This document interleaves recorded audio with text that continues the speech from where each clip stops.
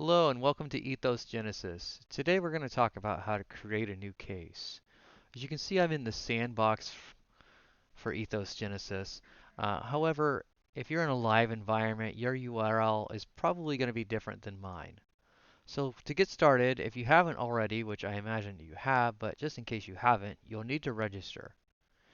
If you're already registered, let's just go ahead and log in. So if you're new to Ethos Genesis, let's go ahead and start out with a few things here real quickly before we get into the case. This is the dashboard. The dashboard is 100% customizable. So for example, if you're a paralegal, some of these things may not apply to you, or say that you're an accountant and you want a different dashboard. This dashboard is 100% customizable. We can adjust all these little widgets and put anything in here that we want, basically. However, this tutorial is talking specifically about cases, and we'll go over the dashboard in a future video. So another thing to note here, we want to talk about the navigation real quickly and how to get to cases. There's a few ways to get to cases.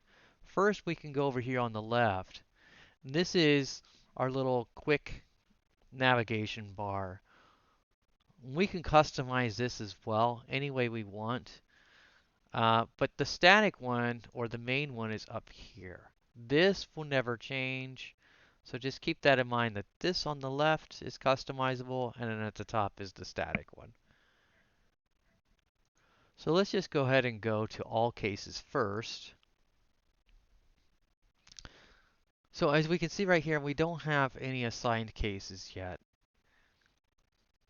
And we want to create a new case. So from here, we could click Add Case, but let's go ahead and go into My Cases first. As you can see, we don't have any cases, but we still have that same Add Case option here, and now we have one here as well. So let's go ahead and just click here. So how you set up your case number, I'm assuming that your firm probably follows a specific format. You probably just go based on what case is given to you or what case number is generated by the court system, whatever. However you want to do it, it doesn't matter. In our case, we can just simply create one just for make-believe. And today we're going to do a foreclosure, and we're going to select the foreclosure workflow. And I'm going to set the status to open, and I'm going to set the status date to today. And then the client, I'm going to set it to, I think it's John Doe. There it is. And then I'm going to assign this to myself.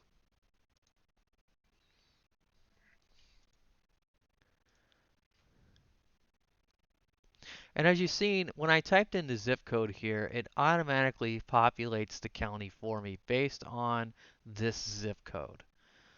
This zip code check right here actually does a check from the USPS system.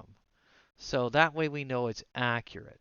However, there are some other technical details in the background that go on to allow you to adjust that, but we'll go over that in a different video or more technical documentation for your IT people out there. And then finally, we have this bottom section here. If you're actually filling out a real case, you would most definitely have a loan number and probably want to be able to fill in the rest of this information here. But we're just doing a test case, so we're just going to say it's a test case.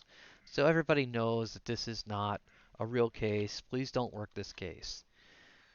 Even though we are in a sandbox, things happen. So let's just, let's have good practices. All right, so it looks like we got all our information filled out. So let's just go ahead and create our case. And there it is. Our client, John Doe, we created a foreclosure for our client, John Doe, and it's assigned to myself. So now if I wanted to, I could go ahead and start working this case.